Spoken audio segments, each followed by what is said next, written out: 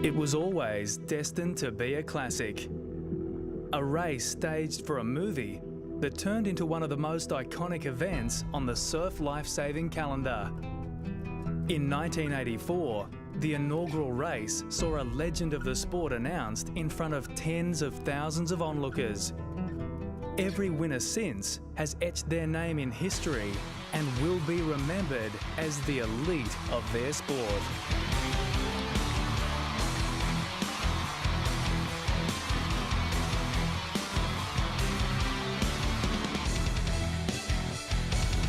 Last year, the greatest ever added a fifth title to his mantle. And in the women's, the current queen of the surf, Courtney Hancock, took an emotional victory. Today it is recognised as one of the most challenging multidiscipline races in the world. Surf lifesaving's equivalent to the Ironman triathlon or cycling's Tour de France. A mental and physical challenge that bolsters some and breaks others. Set in idyllic surrounds, the journey for most is anything but. This year, another chapter will be written as the Coolangatta Gold tests the toughest in the business. Yeah, I think it's probably the most iconic race we have in surf lifesaving. It's such a challenge mentally and physically, so it takes, 5 or 6 months to prepare for it. It's this pain that is so painful that it's amazing how you push yourself past that. And it's just the pinnacle of endurance Ironman racing. It's just one I've always wanted to tick off my bucket list. It's a really tough mental race, and obviously that's why a lot of athletes don't do it, because it is tough. The Coolangatta Gold for me is like, I guess, the pinnacle of our sport. It's the toughest race that we do. And the list of names of guys who've won it are sort of the legends of the sport. You don't win the gold if you're not a champion.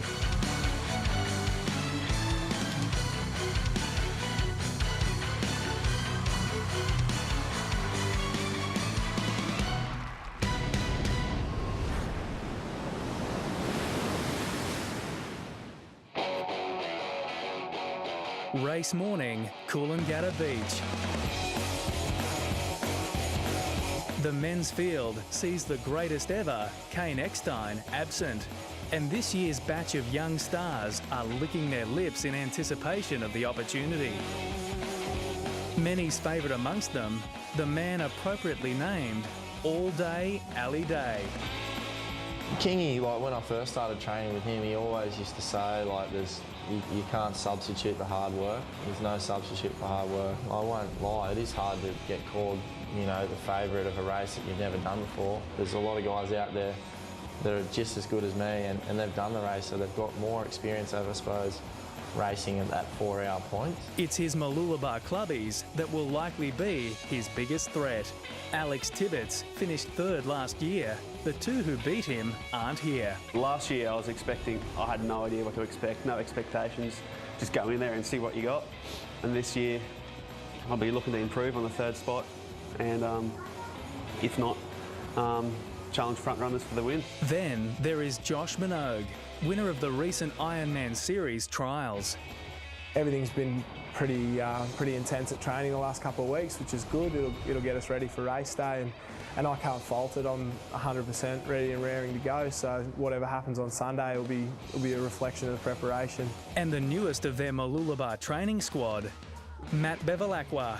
It's one of the things I really wanted to do this year, get in the series and really see how far I can go, but unfortunately it didn't work out, and I've got a chance to prove myself this weekend, and the few opportunities leading up to the series where I can really, say I'll be here next year and, get a chance to race them while I can. One of the Gold Coast premier clubs, Northcliffe, will be hoping Michael Booth can use his strong ski leg to set up a race victory. I did the junior event in 2009, placed second at Alex Tibbetts.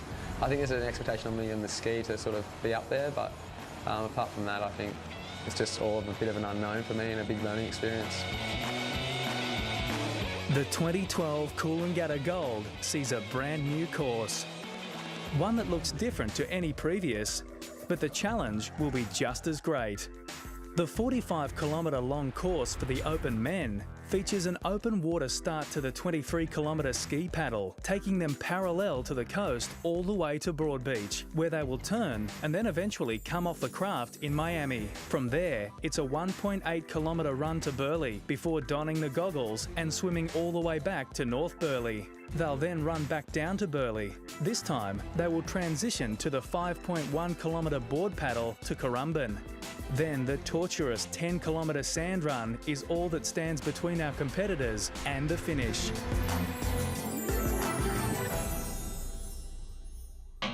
The men have finished their preparations on the beach, and the usual mix of nerves and anticipation are present as they head out to the open water start. It's weird because you get the 12 weeks out, then 10 weeks, and then all of a sudden you're 6 weeks, and then you're only a couple of days from it. And you realise how important it was 20 weeks ago to start training then and start doing things right then. Ali's leg giving our GoPro a reprieve. But for our 52 Open men's competitors, this is the start of a very long day. Conditions can be a factor, but looking at the Woodside weather, they're near perfect. Mostly sunny with a top of 27 degrees, a very light south-southeasterly of only 10 kilometres an hour, and a swell of less than half a metre. Conditions should not play much of a factor. It's definitely important to stay there for the ski leg. I learnt that from last year coming off 9th. If I had been up there with the front pack last year, my results would have even been better from a 3rd. The big thing for me is probably not focusing past the first 20 minutes. Reece Drury once told me that the best piece of advice I've ever got is just weather the storm early and then hang on, and that's sort of what I'm going to do, like focus on the first 20 minutes of the ski and weather the storm, and then sort of, yeah, push from there. There's no point in worrying about things that are an hour, 2 hours, 3 hours down the track. It's worry about the now and worry about things you can control and what you can do.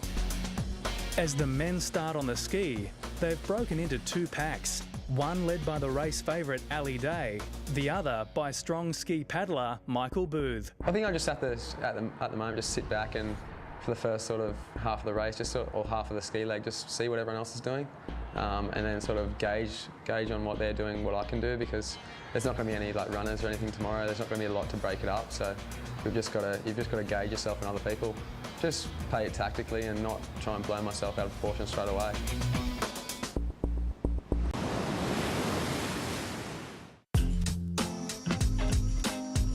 The Gold Coast, Queensland, a playground for the adventurous at heart and free of spirit, where sun, surf and sand are the backdrop for the most memorable of days. It's an idyllic location, but on this one day a year, it is transformed into Surf Life Saving's ultimate torture chamber. And the sand becomes the canvas on which sweat and tears paint a picture of pain. Over 1,000 athletes are pushing their bodies to the limits of endurance in the 2012 Coolangatta Gold.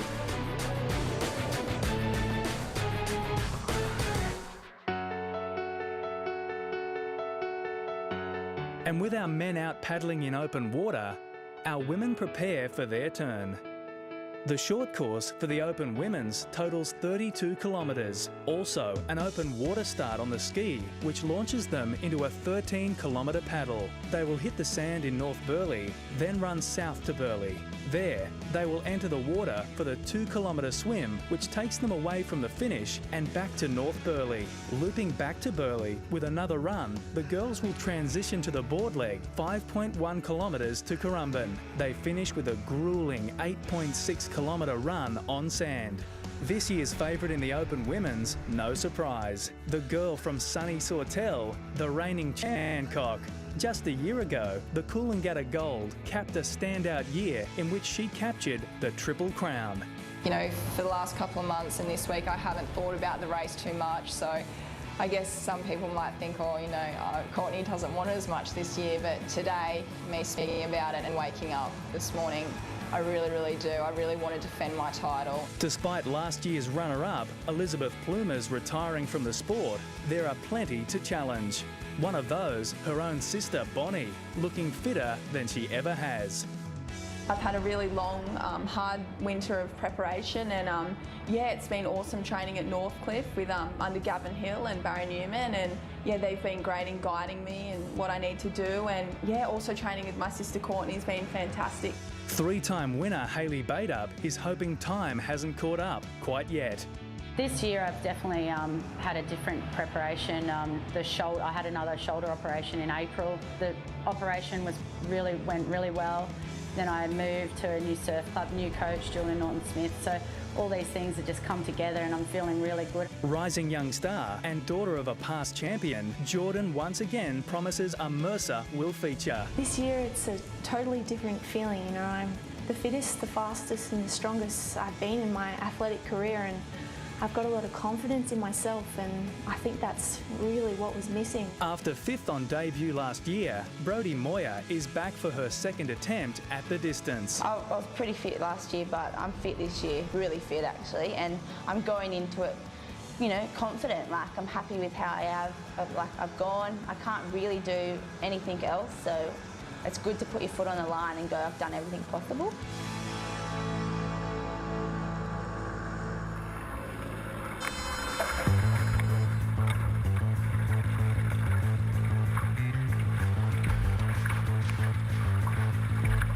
Despite the length of the distance to cover, the women start at a frenetic pace. As silly as it sounds, it is 3.5 hours, but the girls' race is almost a bit of a sprint race. Like, everyone goes hard from the start and everyone is going flat out the whole way. So it's probably a bit different to the boys' race in that regard. Theirs is a little bit longer.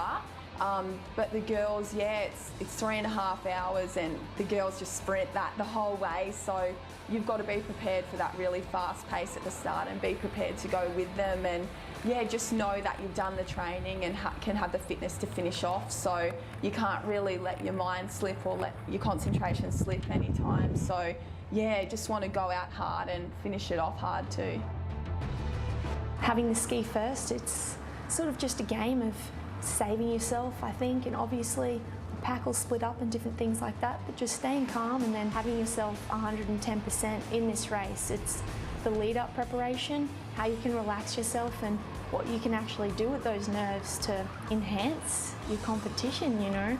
You can't let them get you down, and inside you've really got to have that confidence, because if you don't believe in yourself, then, you know, it's everyone around you, no matter how much support you're being given, it really means nothing. I really just take every step as it comes when I race. I really just put the finish line, even though I want the finish line to be closer, I really just put that at the back of my mind. And yeah, as last year, the closer I got, the more I just really focused on it. So yeah, definitely when I start the race tomorrow, I won't be thinking, even though the finish line, I'll be able to see it when I start.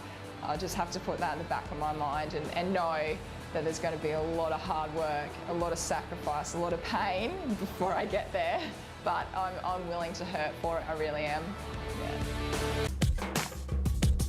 The 2012 Coolangatta Gold. And our men are on the ski powering their way towards the turn at Broadbeach. Already a significant break has occurred. Race favourite Ali Day of Mooloolaba and Northcliffe's Michael Booth have gone out hard and have a handy advantage. Look, I think the easiest thing to do, and what I've been doing the last couple of weeks in training, the last 20 so weeks, is just breaking every leg up. You know, just thinking that as a ski race, and then getting on and doing the swim and just breaking up. Just got to do the swim race and then a board race and then a run race. Instead of thinking of the monotony of doing that whole 4 hours, I think it's a lot easier. So yeah, that'll be the plan come Sunday. Just break it up into little pieces, and before you know it, you'll be hopefully done.